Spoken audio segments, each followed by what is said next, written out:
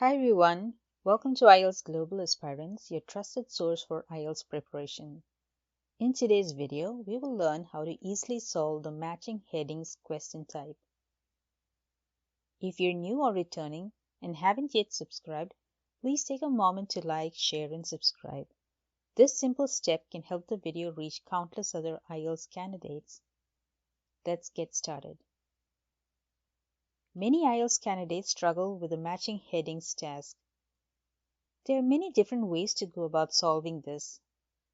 Some students begin by reading the headings first and then use the keywords or the synonyms to match them to the correct paragraph. Then there are others who rely on reading only the first and the last sentence of each paragraph before finding the matching heading. However, this method is not reliable because some answers appear midway through the paragraph. Now here is a technique that works. Read the entire passage. Doing this will not only help you locate the answers to the matching heading question type, but it can also help with other questions. Here's a passage with 7 paragraphs. Interestingly, there are only 6 matching headings. Make sure to read the instructions carefully. Here it clearly says you can use any letter more than once. Let's go over a few tips to help you understand the matching heading question type. First, I would advise you to practice speed reading if you haven't already. This is an effective way to manage your time. Make sure to comprehend what you're reading and also minimize or avoid the habit of rereading, as this can take up a lot of time. You will encounter a lot of unfamiliar words. It is important not to get stuck here. Focus on understanding the overall meaning of the sentence. Once you're done reading a paragraph, try jotting down the key idea of the paragraph. Do this with the rest of the paragraphs. Now you can match this with a list of headings.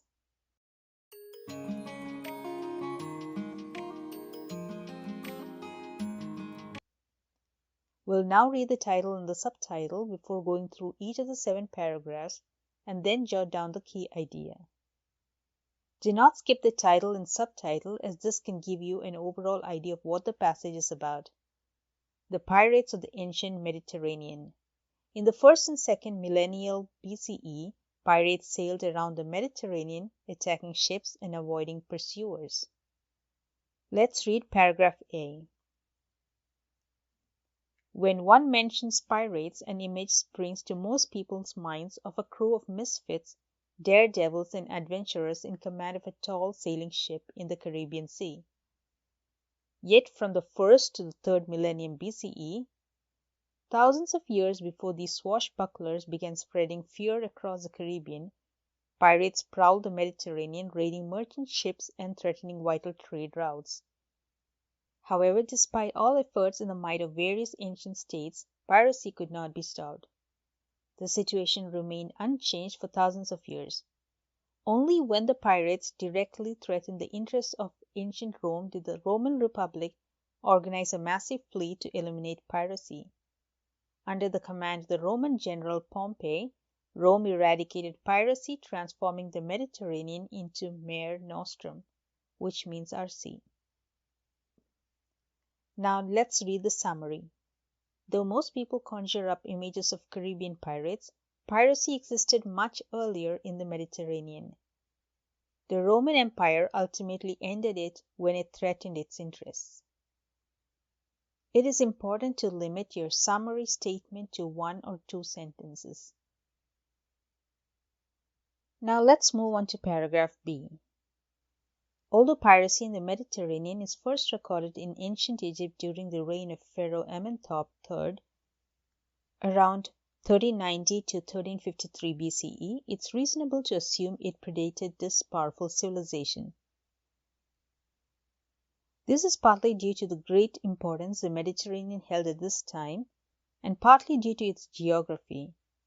While the Mediterranean region is predominantly fertile, some parts are rugged and hilly, even mountainous. In the ancient times, the inhabitants of these areas relied heavily on marine resources, including fish and salt. Most had their own boats, possessed good seafaring skills and unsurpassed knowledge of the local coastline and sailing routes. Thus it is not surprising that during hardships these men turned to piracy. Geography itself further benefited the pirates, with the numerous coves along the coast providing places for them to hide their boats and strike undetected. Before the invention of ocean-going caravels in the 15th century, ships could not easily cross long distances over open water. Thus, in the ancient world, most were restricted to a few well-known navigable routes that follow the coastline. Caught in a trap, a slow merchant ship laden with goods had no other option but to surrender. In addition, knowledge of the local area helped the pirates to avoid retaliation once a state fleet arrived. Now here is a summary. When hardship hit, people took to piracy because they had knowledge of the coastline and sailing routes. Moving on to paragraph C. One should also add that it was not unknown in the first and second millennia BCE for governments to resort to pirate services, especially during wartime, employing their skills and numbers against their opponents. A pirate fleet would serve in the first wave of attack, preparing the way for the navy. Some of the regions were known for providing safe harbors to pirates, who in return boosted the local economy. Let's read the summary here. During wartime, governments relied on pirates to lead the initial attack before the navy could strike. Let's go ahead and read the next paragraph. The first known record of a named group of Mediterranean pirates made during the rule of ancient Egyptian pharaoh circa 1353 to 1336 BCE was in the Amarna letters. These were extracts of diplomatic correspondence between the pharaoh and his allies and covered many pressing issues, including piracy. It seemed the pharaoh was troubled by two distinct pirate groups, the Luca and the Sheridan. Despite the Egyptian fleet's best efforts, the pirates continued to cause substantial disruption to regional commerce. In the letters, the king of Elachia, modern Cyprus, rejected Akhenaten's claim of a connection with the Luca, based in modern-day Turkey. The king assured Akhenaten that he was prepared to punish any of his subjects involved in piracy.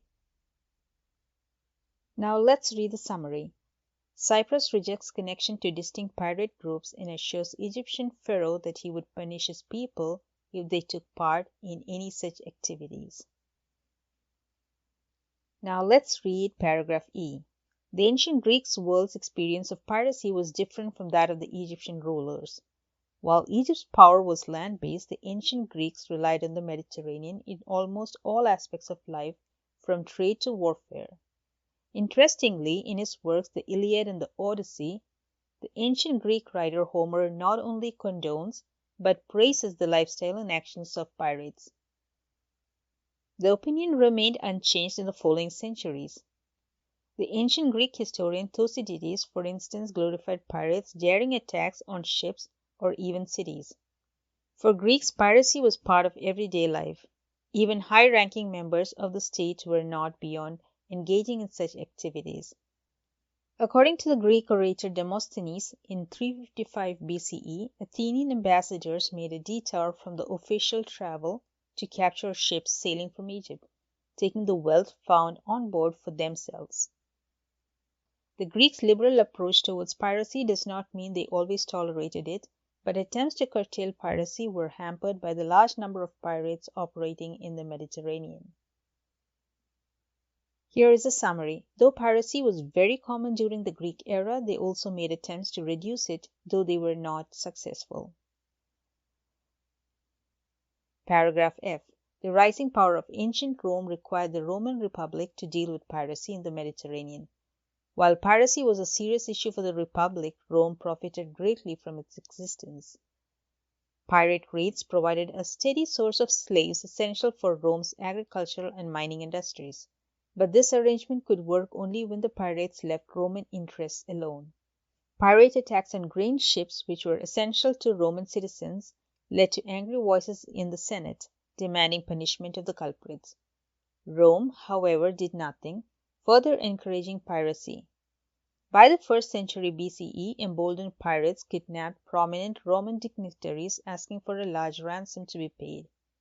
Their most famous hostage was none other than Julius Caesar, captured in 75 BCE. Let's look at the summary here. Rome did not discourage piracy since they benefited from it. Pirates even captured Julius Caesar. Now let's move on to the last paragraph. By now, Rome was well aware that pirates had outlived their usefulness. The time had come for concerted action. In 67 BCE, a new law granted Pompey vast funds to combat the Mediterranean menace. Taking personal command, Pompey divided the entire Mediterranean into 13 districts, assigning a fleet and commander to each. After cleansing one district of pirates, the fleet would join another in the next district. The process continued until the entire Mediterranean was free of pirates. Although thousands of pirates died at the hand of Pompey's troops, as a long-term solution to the problem, many were offered land in fertile areas located far from the sea. Instead of a maritime menace, Rome got productive farmers that further boosted its economy. Here is the summarized version. Pompey successfully eradicated piracy and rehabilitated the remaining pirates by offering them land. Now let's go ahead and match our summary statements with the headings. Question number 14 says, a reference to a denial of involvement in piracy. Some headings start with the words a reference to. I'm going to cross that out so that we can focus on our key words, denial of involvement in piracy. Now let's look at our summary statement. Be prepared to look for synonyms. Though most people conjure up images of Caribbean pirates, piracy existed much earlier in the Mediterranean. The Roman Empire ultimately ended it when it threatened its interests. This statement does not tell us anything about denial of involvement in piracy. Option B. When hardships hit, people took to piracy because they had knowledge of the coastline and sailing routes. This is not our answer. During wartime, governments relied on piracy to launch its first line of attack, paving the way for the Navy's attack. This option does not tell us anything about denial of involvement in piracy. Option D. Cyprus rejects connection to distinct pirate groups and assures Egyptian pharaoh that he would punish his people if they took part in any such activities. It looks like we've got the right answer, but let's go ahead and read the other options just to make sure that they do not match. Though piracy was very common during the Greek era, they also made attempts to reduce it, though they were not successful. We can cross this out. This is clearly not the answer. Option F. Rome did not discourage piracy since they benefited from it. Pirates even captured Julius Caesar. This is clearly not the answer. Now let's read the last option. Pompey successfully eradicated piracy and rehabilitated the remaining pirates by offering them land. This is clearly not the answer. So our correct answer is option D. Cyrus rejects connection to distinct pirate groups and assures Egyptian pharaoh that he would punish his people if they took part in any such activities. The synonym of denial is reject. Involvement and connection also share the same meaning. If we look at the meaning of the sentences, they are a perfect match.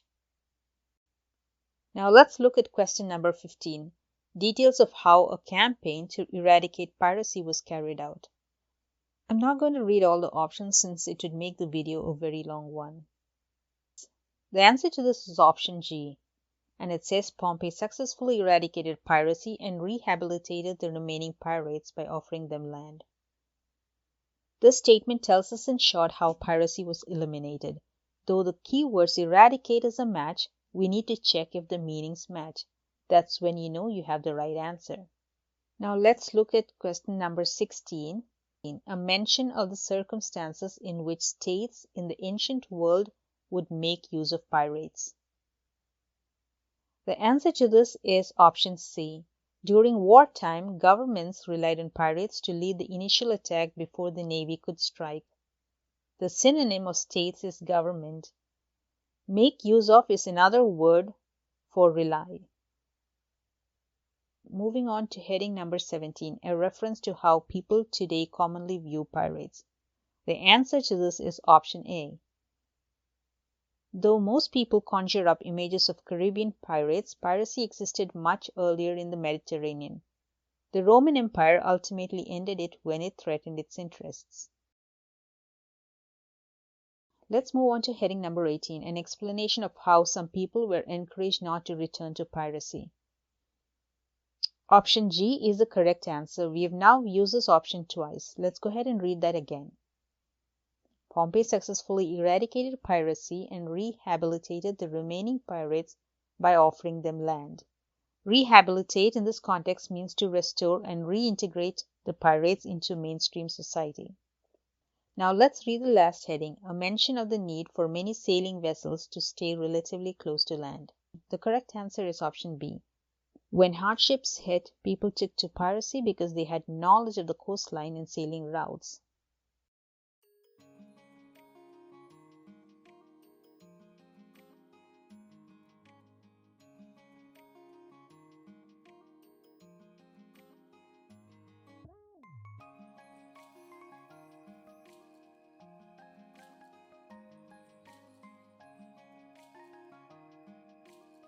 We are here at the end of our lesson.